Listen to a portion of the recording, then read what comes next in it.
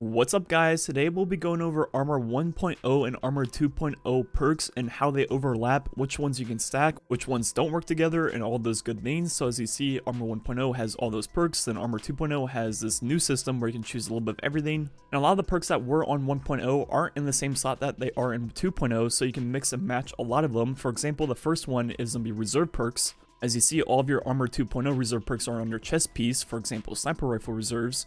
But on Armor 1.0, they were on your helmet, then also your class item. So we should be able to get up to 4 of these reserve perks and mix and match multiple different things and see what works and what doesn't work.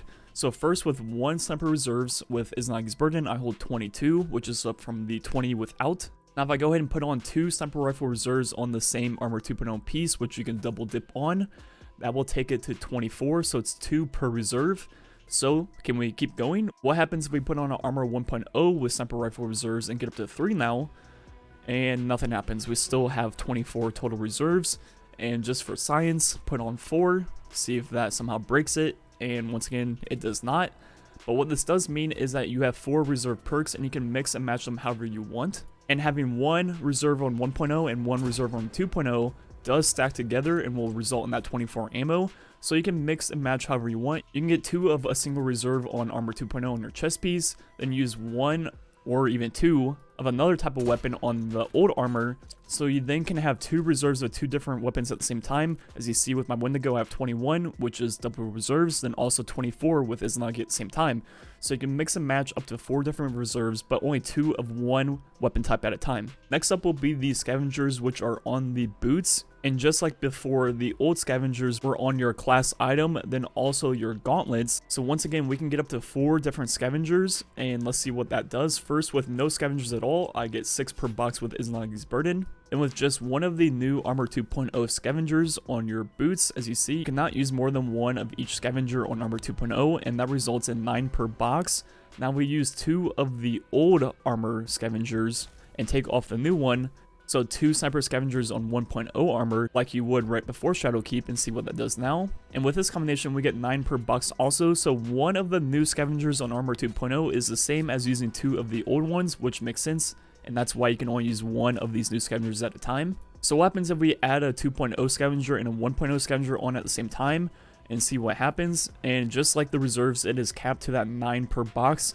So mixing Armor 2.0 and 1.0 scavengers does not result in a higher ammo count per box, but once again, what that does allow you is use 4 different scavengers however you want. You can use 2 of the old ones, then you can use 2 of the new ones, and pretty much have the effect of 6 of the old scavengers up at all times. So you can pretty much have the full scavenger effect for all 3 of your weapons up at the same time, as long as you can find the right element types for your weapons.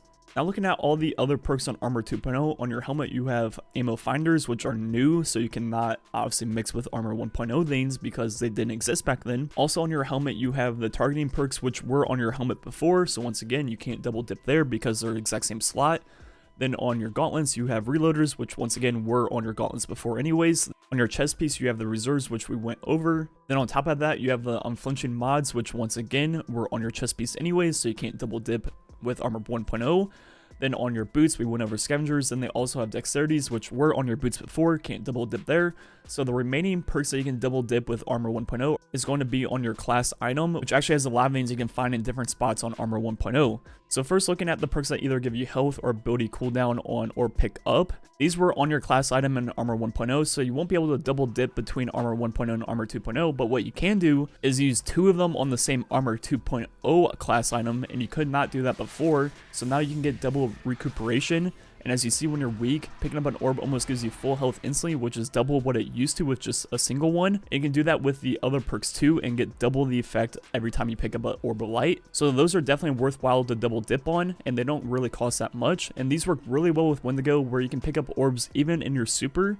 So it's definitely worthwhile using 2 of those at the same time. The next perks we're going to be looking at that you actually can double dip between Armor 1.0 and Armor 2.0 are going to be the ones when you use your class ability. The first one will be distribution, which I actually don't have on an old armor piece, which is actually kind of crazy because my entire vault is full of warlock armor and I don't have this perk anywhere. The first one we can actually break down is Bomber, and you can use 2 of these on the exact same Armor 2.0 piece, but for now let's just put on 1 to see what 1 does and see if they actually stack or not. And I get roughly like 15% of my grenade back instantly.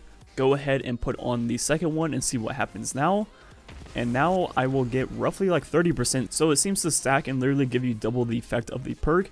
And on old boots, you can find another bomber and pair that with the 2 on the new Armor 2.0 bond, and now you have 3. So once again, doing my class ability, and now I get roughly 45%. So once again, it stacks another 15% on top of it. So getting up to 3 actually does something. And now Enhanced Bomber is also a perk you can get on your class item, and you can once again double dip on this, as you see right here.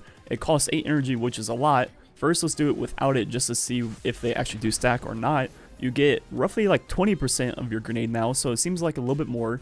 Once again, put on 2 on the Armor 2.0 class item and see what happens now, as you see right here. And now I get like 40% of my grenade instantly. And just like the previous bomber, if you have an enhanced bomber on an old leg armor piece, you can triple up on this perk, and once again it will stack, and you pretty much get like 60% of your grenade instantly the second you place your rift, which is really good. So all of these perks definitely stack between Armor 1.0 and Armor 2.0 and do not have a cap. Then on the art class items, you can get Outreach, which will do the same thing but for your melee charge. And once again, you can get 2 on the same Armor 2.0 piece, then 1 on an old 1.0 leg piece. So once again, get 3 and see what this does. And it's going to be pretty similar to the bomber, as you see right here. I get roughly 50% of my melee charge right off the bat, which is once again really good and really nice that they actually do stack. And finally, on the void piece, the one you have is Perpetuation, then also Dynamo. The first one will give your class ability cooldown when using your class ability. So once again, go ahead and triple up on this with an old 1.0 leg armor piece. And once again, they should stack. This one gives you the least energy of all the perks because they don't want you to chain it over and over again, which kind of makes sense. And I want to get like 25, maybe 30%. Now the craziest one is Dynamo, which once again, you can triple up on if you have an old 1.0 piece. Throwing my super first, go ahead and put down my rift, and I get a huge chunk of super instantly. Something like 20% instantly, which is so much. And as you can imagine, this works really well on top tree arc starter with the whole 1-2 punch combination blow build. And unfortunately, I don't have that many perks on my hunter because I didn't play that much in year 1, so I don't have that many Armor 1.0 perks to mix and match. But I can put on double enhanced bomber, then also 1 bomber on my stompies. And as you see, I pretty much get my grenade in 3 dodges. If I had 3 enhanced bombers, I'd probably get it in the 2. But I just don't have that perk on my character. If you do, I'm sure it would work great for you. And once again, I don't really have that many perks, so I can't show off the triple Dynamo, but Chevy put up a tweet showing this off where he gets his super in like 20-30 seconds. It's really effective. I can't do it myself, but I'll link his tweet in the description so you can see how busted it is and how effective that build is. And finally, the last set of perks, which will be your super energy recharge rate perks whenever you do X thing. First, on solar, you have Ashes to Assets. So first, with just the 1 on, see what happens. Go ahead and throw my grenade at this thrall, see how much super I get. And it's just a tiny bump, not too much more than you would just getting a normal kill. But you can double up on this. You cannot use 2 on the same Armor 2.0 piece, but you can put on an old 1.0 helmet with the perk on it. And that way you can get double Ashes to Assets. And doing that now, and seeing if I get more super, and I do get a little bit more. It's very minor, but there is a little bit more there. And once again, you can do the same thing with Enhanced Ashes to Assets, 1 on the 2.0 and 1 on the 1.0. And once again, it should be a little bit more super energy, but it's very minor because honestly, if it was a lot, you'd be getting your super quick because grenades can kill a lot of things at once. And you can do the same thing with Light Reactor, 1 on 2.0 and 1 on 1.0, and same slots. And once again, these perks don't work like crazy like the Dynamos and things like that, because of the fact that you can proc them so often. But if you are using that weapon type or that thing a lot, in the long run, using 2 of the exact same perk would definitely be noticeable. But in the short term, just 1 or 2 kills, it's not that noticeable at all. Same thing with remote connection. Once again, it's barely even noticeable, but it is doing something. And just seeing if it gives more energy on majors compared to red bars, it does, but that's just because of the fact they're majors and they give slightly more super energy by default. Finally, on the arc one, you have hands on, then also pump action. Once again, doubling up on hands on.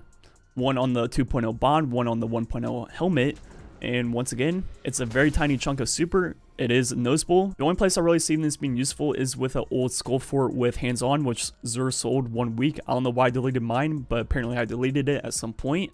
And if you double up on it with that, then all of the short charges are AoE attacks, so you can get your super pretty quickly because you're really getting a lot of melee kills. And the final perk will be pump action, which once again doubling up on that, throwing on some random shotgun and getting a kill. And just like the other perks like this, it's not a lot of super energy. It's definitely noticeable over multiple kills, but in the short term, it's not really going to do that much. So just recapping a few things we learned, the reserve perks are kept at 2 per weapon type. So what you can do between the 2 you have with 2.0 and the 2 you have with 1.0, you can mix and match that to 2 different weapon types. That way you get double reserves for 2 different things at the same time. Or you can even spread that out over 3 different weapon types if you really wanted to. The same thing can be said about scavengers. Armor 2.0 scavengers count as 2 of the 1.0s, so between the 2 2.0 scavengers and the 2 1.0 scavengers, you pretty much have the effect of 6 scavengers, and you can spread that out however you want. And once again, anything over 2 per weapon type does not do anything, so you can actually spread those out over all 3 of your weapons if you want. Then on the new 2.0 class items is where the interesting combos really come out. You can triple up on all the perks that give you ability energy when you're using your class item,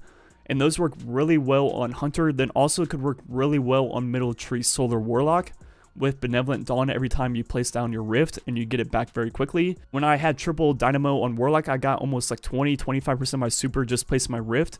If you do that with Benevolent Dawn and can place your Rift every like 10 seconds, well, that's a 40-second super. So those perks are definitely worthwhile tripling up on, and definitely a really good reason to look at your Armor 1.0 armor in your vault before you delete it, and try to save a few of those pieces with those perks. Then finally, the super regen perks with different weapons didn't seem that noticeable. They definitely did stack, but once again, it's very, very slightly. The only one I really see being useful is double hands-on with Titan and Skullfort.